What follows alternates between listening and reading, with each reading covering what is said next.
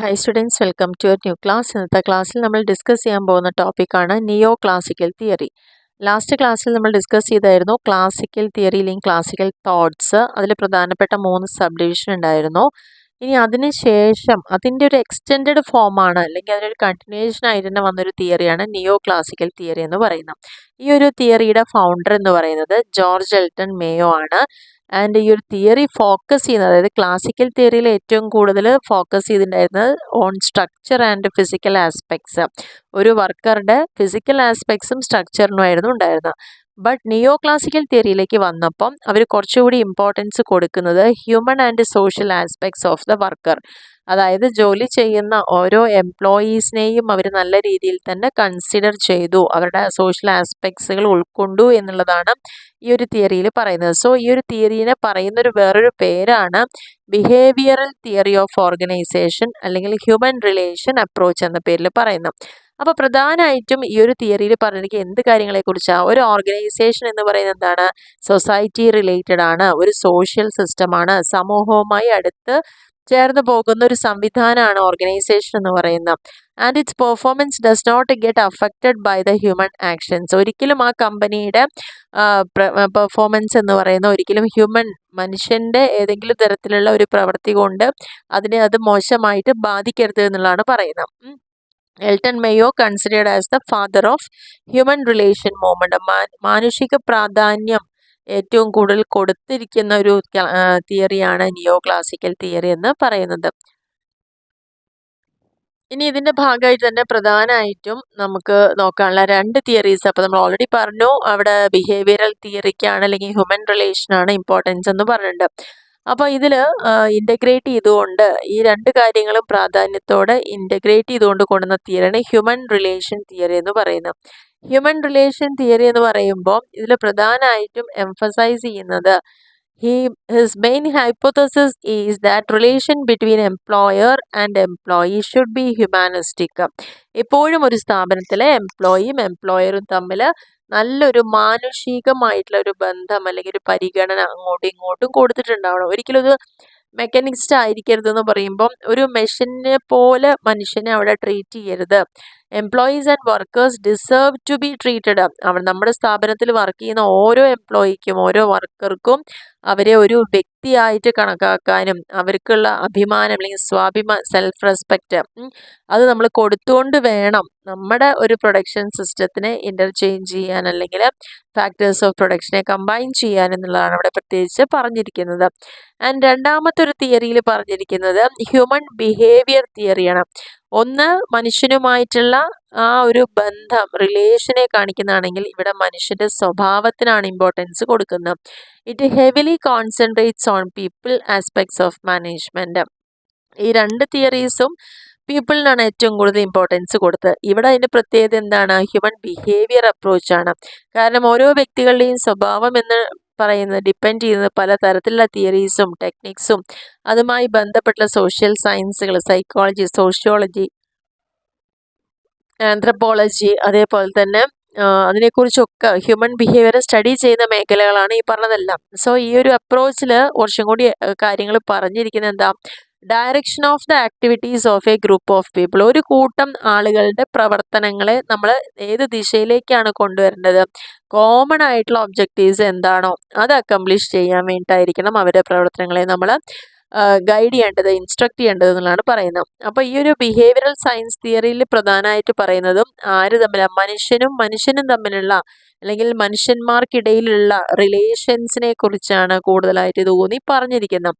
Human relation എന്ന് പറയുന്നത് കൂടുതലായിട്ടും മൊറാലിറ്റി ഉണ്ടായിരിക്കണം, പ്രൊഡക്ടിവിറ്റി ഉണ്ട്, ഒരു ധാർമ്മിക ബോധം, ഞാനൊരു എംപ്ലോയിയാണ്, ഞാൻ എന്ത് ചെയ്യണം ചെയ്യരുത്, ഏതാണ് ശരി തെറ്റ് എന്ന് തിരിച്ചറിയാനും ഒരു മൊറാലിറ്റി, ഒരു പ്രൊഡക്ടിവിറ്റി അതിലൂടെ കൊണ്ടുവരാനും നല്ലൊരു ബിഹേവിയറൽ സയൻസ് എംഫസിസ് ചെയ്യുന്നത് ഇന്റർപേഴ്സണൽ റോൾസ് ആൻഡ് ഒരു സ്ഥാപനത്തിൻ്റെ ഉള്ളിൽ ഓരോ വ്യക്തികളും മറ്റുള്ളവരുമായിട്ട് ഇടപഴകുമ്പം അവർക്കുള്ള റോളുകൾ എന്താണ്, അവർ തമ്മിലുള്ള റിലേഷൻഷിപ്പ് എങ്ങനെയാണ്, അതിനനുസരിച്ച് വേണം അവിടെ നമ്മൾ ആ ഒരു ഒബ്ജക്റ്റീവ്സ് സെറ്റ് ചെയ്ത് അത് അച്ചീവ് ചെയ്യുക എന്നുള്ളതാണ് പറയുന്നത്.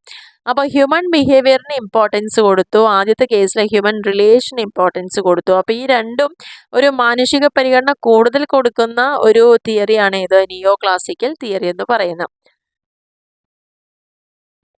മൂന്നാമത്തെ പോയിന്റ് മോഡേൺ മാനേജ്മെന്റ് തിയറിയാണ്. അപ്പൊ ആദ്യത്തെ ക്ലാസിക്കല്, രണ്ടാമത്തെ നിയോ ക്ലാസിക്കല്, മൂന്നാമത്തെ modern management theory. Modern management theory highlight ചെയ്തിരിക്കുന്നത് ഒരു ഓർഗനൈസേഷൻ വളരെയധികം സങ്കീർണമാണ്. ആളുകളായാലും അതിൻ്റെ ആവശ്യങ്ങളും അവരുടെ ലക്ഷ്യങ്ങളും അവരുടെ ആസ്പിറേഷൻസും പൊട്ടൻഷ്യലും എന്തെടുത്ത് നോക്കുകയാണെങ്കിലും അത് ക്വൈറ്റ് ഡിഫറെൻ്റ് ആണ്, അല്ലെങ്കിൽ വളരെ അത് സങ്കീർണമായി കിടക്കുന്ന ഒരു പ്രോസസ്സാണ്. അപ്പോൾ ഈ എല്ലാ കോംപ്ലക്സിറ്റിയിലും ഒരു കോംപ്ലക്സ് മാനേജറൽ സ്ട്രാറ്റജീസ് തീർച്ചയായിട്ടും ഒരു ഓർഗനൈസേഷനിൽ അത്യാവശ്യമാണ്. കാരണം ജനങ്ങളുമായിട്ട് അല്ലെങ്കിൽ പീപ്പിളുമായിട്ട് ഇടപഴകുന്ന സമയത്ത് അവിടെ പല തരത്തിലുള്ള ആളുകളും സ്വഭാവങ്ങളും ആയതുകൊണ്ട് മാനേജറിയൽ സ്ട്രാറ്റജിയും അത്രത്തോളം തന്നെ കോംപ്ലക്സ് ആയിരിക്കും എന്നുള്ളതാണ് പറയുന്നത്. So managers can employ different strategies. അപ്പോൾ എപ്പോഴും എന്താണ്, നമുക്ക് എല്ലാ കാലത്തും ഒരു തിയറി കണ്ടുപിടിച്ച ആ തിയറിനെ എല്ലായ്പ്പോഴും അപ്ലൈ ചെയ്യാൻ പറ്റില്ല. കാരണം എന്താണ്, ഡിഫറെൻറ്റ് സ്ട്രാറ്റജി വേണം, ഡിഫറെൻറ്റ് ടൈംസ്, പല സമയങ്ങളിലും പല തരത്തിലുള്ള ആളുകൾക്കും പലതരത്തിലുള്ള സ്ട്രാറ്റജി ഉണ്ടെങ്കിൽ മാത്രമാണ് നല്ല രീതിയിൽ ഇഫക്റ്റീവായിട്ട് മുന്നോട്ട് ഇത് കൊണ്ടുപോകാൻ പറ്റുള്ളൂ. സോ അതിനൊക്കെ വേണ്ടിയിട്ട് അനലൈസ് ചെയ്യാനുള്ള ടൂൾസ് വളരെ യൂസ്ഫുൾ ആണ്. അപ്ലൈയിങ് മാനേജീരിയൽ സ്ട്രാറ്റജീസ് അപ്ലൈ ചെയ്യാം. അപ്പോൾ ഇതിന് വേണ്ടിയിട്ട് പ്രധാനമായിട്ടും മോഡേൺ മാനേജ്മെന്റിൽ ഏതൊക്കെ തിയറീസ് ആണ് കൊണ്ടുവന്നിരിക്കുന്നത്, ഇത്തരത്തിലുള്ള വളരെ കോംപ്ലക്സ് ആയിട്ടുള്ള എംപ്ലോയീസിന് ഒക്കെ വേണ്ടിയിട്ട് എന്തൊക്കെ കൊണ്ടുവന്നിട്ടുണ്ട്? സിസ്റ്റം തിയറി ഉണ്ട്, കണ്ടിജൻസി തിയറി ഉണ്ട്, ക്വാണ്ടിറ്റേറ്റീവ് ഓർ മാത്തമാറ്റിക്കൽ തിയറീസ് ഒക്കെ ഇവിടെ അതിൻ്റെ പ്രധാനപ്പെട്ട ഭാഗങ്ങളായിട്ട് വർക്ക് ചെയ്യുന്നുണ്ട്. സോ അതിൽ ഫസ്റ്റ് പോയിന്റ് ആണ് മാനേജ്മെന്റ് സയൻസ് അപ്രോച്ച് എന്ന് പറയുന്നത്. എന്താണ് ഈ മാനേജ്മെന്റ് സയൻസ് അപ്രോച്ച് എന്ന് പറഞ്ഞു കഴിഞ്ഞാൽ, ഇതിൽ പ്രധാനമായിട്ടും എന്തിനാണ് അവർ ശ്രമിക്കുന്നത്? ഈ ഒരു തിയറി എന്ന് പറയുന്നത്, ഈ ഒരു തിയറിയുടെ അറ്റംപ്റ്റ് അല്ലെങ്കിൽ ഒരു ലക്ഷ്യം അവരെന്ത് ചെയ്യുന്നത്, എന്തിനുള്ള ശ്രമമാണ്? To understand managerial problems. കൂടുതലായിട്ടും മാനേജേഴ്സ് ഫോക്കസ് ചെയ്യുന്ന പ്രോബ്ലംസിനെ മനസ്സിലാക്കാനും അതിന് സ്യൂട്ടബിൾ ആയിട്ടുള്ള അനുയോജ്യമായിട്ടുള്ള സൊല്യൂഷൻസ്, അതിനുള്ള പരിഹാരങ്ങൾ കൊടുക്കാനും ഒക്കെയാണ് ഈ ഒരു സയൻറ്റിഫിക് മെത്തഡോളജി ഇവിടെ യൂസ് ചെയ്യേണ്ടത് എന്നുള്ളതാണ് പറയുന്നത്. അപ്പോൾ മാനേജ്മെന്റ് സയൻസ് അപ്രോച്ച് മാനേജേഴ്സിൻ്റെ പ്രശ്നങ്ങൾ പരിഹരിക്കാൻ അതിൻ്റെ അപ്ലിക്കേഷൻ ലെവലിൽ യൂസ് ചെയ്യുന്നതാണ് സയൻറ്റിഫിക് മെത്തഡോളജി എന്ന് പറയുക. അപ്പോൾ അതിൽ എന്തൊക്കെ ഉണ്ടായിരിക്കും? സയൻറ്റിഫിക് റിസർച്ചിൻ്റെ ഭാഗമായിട്ട് തന്നെ കുറേ അതിൻ്റെ എഫേർട്സും അതിനെ സോൾവ് ചെയ്യാനും അണ്ടർസ്റ്റാൻഡ് ചെയ്യാനും മാനേജ്മെൻറ്റ് പ്രവർത്തനമൊക്കെ സാധിക്കും. ഇതിന് കൂടുതലായിട്ടും അവർ പ്രൂവ് ചെയ്യുന്നത് ഇതിൻ്റെ ബേസിലാണ്, ക്വാണ്ടിറ്റേറ്റീവ് ബേസിസിൻ്റെ, അതായത് എല്ലാം നമുക്ക് എഴുതി കണ്ടുപിടിക്കുന്ന മാത്തമാറ്റിക്കലായിട്ട് യൂസ് ചെയ്തുകൊണ്ടുള്ള ഒരു ബേസിസ് ആണ് ഡിസിഷൻ മേക്കിംഗ് യൂസ് ചെയ്യുന്നത്. മാനേജ്മെന്റ് അല്ലെങ്കിൽ ഡിസിഷൻ മേക്കിംഗ് എപ്പോഴും എങ്ങനെയാണ്, ഒരു ലോജിക്കൽ പ്രോസസ്സാണ്. നമുക്ക് വെറുതെ ഒരു തീരുമാനം എടുക്കാൻ പറ്റില്ല. അതിലെല്ലാ കാര്യങ്ങളെയും നമ്മൾ അറിഞ്ഞ് അതിൻ്റെ മെറിറ്റും ഡിമെറിറ്റും അറിഞ്ഞതിന് ശേഷം മാത്രമേ തീരുമാനം എടുക്കാൻ പറ്റുള്ളൂ. And it can be expressed in terms of mathematical symbols and relationship. അപ്പോൾ ഇങ്ങനെ സോൾവ് ചെയ്യുന്ന സമയത്ത് നമ്മൾ പലപ്പോഴും സയൻസ് ബേസ് ചെയ്തിട്ടാണ് നമ്മൾ നോക്കുന്നതെങ്കിൽ മാത്തമാറ്റിക്കലായിട്ടുള്ള കുറേ സിമ്പിൾസും ഇക്വേഷൻസും റിലേഷൻഷിപ്പും ഒക്കെ യൂസ് ചെയ്തുകൊണ്ട് തന്നെ നമുക്കൊരു സൊല്യൂഷൻ കണ്ടെത്താൻ പറ്റും എന്നുള്ളതാണ് പറയുന്നത്. രണ്ടാമത്തെ പോയിന്റിലേക്ക് വരുമ്പോൾ അതിൻ്റെ പേരാണ് സിസ്റ്റം അപ്രോച്ച് എന്ന് പറയുന്നത്. അപ്പോൾ ആ പേരിൽ തന്നെ പറയുന്നുണ്ട് എന്താണ് ഒരു സിസ്റ്റം എന്ന് പറയുന്നത്. Set to be a set of elements join together for a common objective. ഒരു പൊതുവായ ലക്ഷ്യം നേടിയെടുക്കുന്നതിന് ഒരുപാട് ഘടകങ്ങൾ അതിൽ അടങ്ങിയിട്ടുണ്ട്. അപ്പോൾ അതൊരു ഒരു സ്ട്രക്ചേർഡ് ആയിട്ടുള്ള ഒരു പ്രവർത്തനത്തിന്റെ ഭാഗമായിട്ടാണ് അങ്ങനെ ഒരു കോമൺ ഒബ്ജക്റ്റീവ്സ് അവിടെ അച്ചീവ് ചെയ്യാൻ പറ്റുള്ളൂ. ഇനി എന്താണ് ആ സിസ്റ്റം എന്ന് പറഞ്ഞു കഴിഞ്ഞാൽ, അതിൽ ഒരുപാട് സ്മോൾ എലമെന്റ്സുകൾ അടങ്ങിയിട്ടുണ്ടായിരിക്കും. അങ്ങനെ ആ കുഞ്ഞു കുഞ്ഞു എലമെന്റ്സ് ചേരുമ്പോൾ എന്തായി, അതൊരു സിസ്റ്റമായിട്ട് മാറി. ഈ ചെറിയ എലമെന്റ്സിനെയാണ് എന്ത് പറയുന്നത്, സബ് സിസ്റ്റം എന്ന് പറയുന്നത്. അതിൻ്റെ ഉള്ളിൽ പിന്നെയും ചെറിയ ചെറിയ സിസ്റ്റംസ് വരിക. അതിൻ്റെ പ്രത്യേകത അതെല്ലാം ഇന്റർ ഡിപ്പെൻഡഡ് ആണ്, ഇന്റർ റിലേറ്റഡ് ആണ്. അപ്പോൾ അതിനുള്ളിലുള്ള ഒരു 5, 8, 10 സബ് സിസ്റ്റം തമ്മിൽ പരസ്പരം അങ്ങോട്ടും ഇങ്ങോട്ടും റിലേറ്റഡ് ആണ്, ഇന്റർ ഡിപ്പെൻഡഡ് ആണ് എന്നുള്ളതാണ് ഇതിൻ്റെ പ്രത്യേകത. സോ ഈ ഒരു അപ്രോച്ചിനെ ഏത് ഐഡിയയുടെ ബേസിസിലാണ് വന്നിരിക്കുന്നത്, വളരെ ആ ഒരു ഓർഗനൈസേഷനെ ഡീറ്റെയിൽ ആയി സ്റ്റഡി ചെയ്തിട്ട് ഡിസിഷൻ എടുക്കുക, ഇതിൻ്റെ ഓരോ സബ് സിസ്റ്റത്തിനെയും പഠിക്കണം എന്നുള്ളതാണ് പറയുന്നത്. അങ്ങനെ നമ്മൾ പഠിച്ച് അത് ഉറപ്പ് വരുത്തിയിട്ടാണ് ആ ഒരു ടോട്ടൽ സിസ്റ്റത്തിലേക്ക് അത് കൊണ്ടുവരുന്നത്. അപ്പോൾ ആ ഒരു സബ് സിസ്റ്റം എന്ന് പറയുന്നത് എപ്പോഴും എങ്ങനെ കണക്റ്റഡ് ആണ്, ഒരു നല്ല പ്രോപ്പർ ആയിട്ടുള്ള ഒരു കമ്മ്യൂണിക്കേഷൻ നെറ്റ്വർക്ക് ഇവയ്ക്കിടയിൽ വർക്ക് ചെയ്യുന്നുണ്ടാവും. Overall efficiency for the whole system can be achieved. അപ്പോൾ നിങ്ങൾ ചിന്തിക്കുക, കോമൺ ആയിട്ട് നമ്മൾക്ക് കാണുന്നത് ഒരു 4-5 ഡിപ്പാർട്ട്മെൻ്റ് ആണെങ്കിലും ഓരോ ഡിപ്പാർട്ട്മെൻറ്റുള്ളിലേക്ക് ഇറങ്ങുമ്പോൾ അവിടെ എന്തുണ്ടാവും, ഓരോ സബ് സിസ്റ്റം ഉണ്ടാവും. ആ ഓരോ സബ് സിസ്റ്റത്തെയും വൃത്തിയായി പഠിച്ച് മനസ്സിലാക്കി അവിടെ സോൾവ് ചെയ്യുമ്പോൾ ഓട്ടോമാറ്റിക് ആ ഡിപ്പാർട്ട്മെൻറ്റ് നന്നാവും. അങ്ങനെ എല്ലാവരും ചെയ്യുമ്പോൾ എന്താ, എല്ലാ ഡിപ്പാർട്ട്മെൻറ്റും നന്നാവും. എല്ലാ ഡിപ്പാർട്ട്മെൻറ്റും നന്നാവുമ്പോൾ നമുക്ക് എന്താണ്, ആ ഒരു ഫേമിൻ്റെ മൊത്തത്തിലുള്ള കാര്യങ്ങളെ തന്നെ അതിൽ കണ്ടുപിടിക്കാൻ അല്ലെങ്കിൽ സോൾവ് ചെയ്യാനൊക്കെ അവിടെ പറ്റി പെർഫോമൻസ് ഒക്കെ നല്ല രീതിയിൽ ഇമ്പ്രൂവ് ചെയ്യാനൊക്കെ സാധിക്കുന്നു. ഇനി നെക്സ്റ്റ് പോയിന്റിൽ പറയുന്നതാണ് കണ്ടിജൻസി ഓർ സിറ്റുവേഷൻ അപ്രോച്ച്. ആ പേര് തന്നെ പറയുന്നുണ്ട്, സാഹചര്യത്തിനനുസരിച്ച് കൊണ്ടുള്ള അപ്രോച്ചുകൾ എടുക്കുക.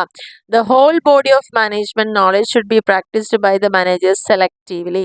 നമ്മളിപ്പോൾ മാനേജ്മെന്റിന്റെ കുറേ കാര്യങ്ങളെ കുറിച്ചൊക്കെ നമുക്ക് അറിയാം, പക്ഷെ എല്ലാപ്പോഴും എല്ലാവിടെയും ഒരേപോലെ അപ്ലൈ ചെയ്യാൻ പറ്റില്ല.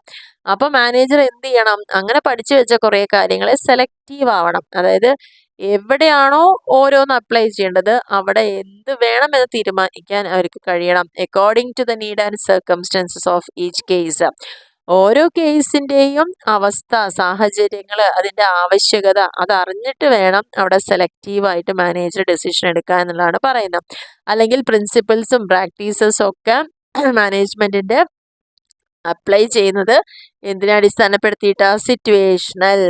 എന്താ സിറ്റുവേഷണൽ എന്ന് പറഞ്ഞാൽ, നമ്മൾ എന്താണോ ഒരു സാഹചര്യത്തിലൂടെ കടന്നു പോകുന്നത് അല്ലെങ്കിൽ ഫേസ് ചെയ്യുന്നത്, ആ സിറ്റുവേഷനെ അപ്ലൈ ചെയ്യാൻ പറ്റുന്ന തരത്തിലുള്ള മാനേജ്മെന്റിന്റെ തത്വങ്ങളും പ്രാക്ടീസസും ഒക്കെയാണ് നമ്മൾ ഉപയോഗിക്കേണ്ടത് എന്നുള്ളതാണ് ഈ ഒരു അപ്രോച്ചിൽ പറയുന്നത്. അപ്പോൾ മോഡേണിലേക്ക് വന്നപ്പോൾ, ക്ലാസിക്കലും നിയോ ക്ലാസിക്കലും കഴിഞ്ഞ് മോഡേണിലേക്ക് വന്നപ്പോൾ നമ്മൾ അവിടെയൊക്കെ ഡെസിഷൻ മേക്കിങ്ങിന് സയന്റിഫിക് ആയിട്ടുള്ള മെത്തേഡ് യൂസ് ചെയ്യാൻ തുടങ്ങി, ഒരു സിസ്റ്റം ഫോർമുലേറ്റ് ചെയ്യാൻ തുടങ്ങി, കണ്ടിജൻസി സിറ്റുവേഷൻ അനുസരിച്ചുകൊണ്ട് നമ്മളത് അഡോപ്റ്റ് ചെയ്യാൻ തുടങ്ങി. And operational approach. Operational approach എന്ന് പറഞ്ഞു കഴിഞ്ഞാൽ ഇതിലും മാനേജ്മെന്റിനെ ഒരു യൂണിവേഴ്സലായിട്ട് ഈ ലോകം മൊത്തം ഒരുപോലെ കൊണ്ട് നടത്താൻ പറ്റുന്ന ഒരു ടെക്നിക്കായിട്ടാണ് ഇവിടെ യൂസ് ചെയ്യുന്നത്. അപ്പോൾ മാനേജ്മെന്റ് ഒരിക്കലും ഏതെങ്കിലും ഒരു ഓഫീസിലോ ഒരു ഓർഗനൈസേഷനിലോ മാത്രം ഒതുങ്ങി നിൽക്കേണ്ട ഒന്നല്ല. Body of knowledge of management എന്ന് പറയുന്ന applicable in all types of organisation. ഏതൊക്കെ ടൈപ്പാണത്? അത് ഗവൺമെന്റ് ഓർഗനൈസേഷൻ ആവാം, പ്രൈവറ്റ് ഓർഗനൈസേഷൻ ആവാം, അല്ലെങ്കിൽ സാമൂഹികവും മതപരവുമായ സ്ഥാപനങ്ങളാവാം, എവിടെയാണെങ്കിലും. At the same time, this approach also explains the environment in which managers operate are quite different, and hence the problems of managers are also different.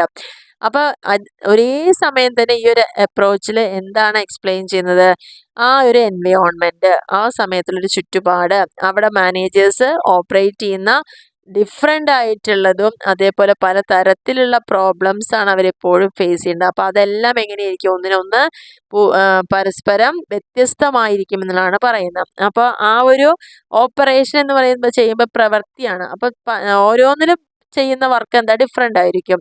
അത് ഗവൺമെൻറ്റോ പ്രൈവറ്റോ റിലീജിയസോ അതല്ലെങ്കിൽ സോഷ്യലോ ഏത് തരത്തിലായാലും അവിടെ വർക്കുകൾ ഡിഫറെൻ്റ് ആണ്. അപ്പോൾ ആ ഡിഫറെൻ്റ് ആയിട്ടുള്ള സാഹചര്യങ്ങൾക്കനുസരിച്ചാണ് അവർ അത്തരത്തിലുള്ള ഓപ്പറേഷൻസ് അവിടെ കണ്ടക്ട് ചെയ്യേണ്ടത്. ആ ഒരു അപ്രോച്ചാണ് ഇവിടെ പറയുന്നത്.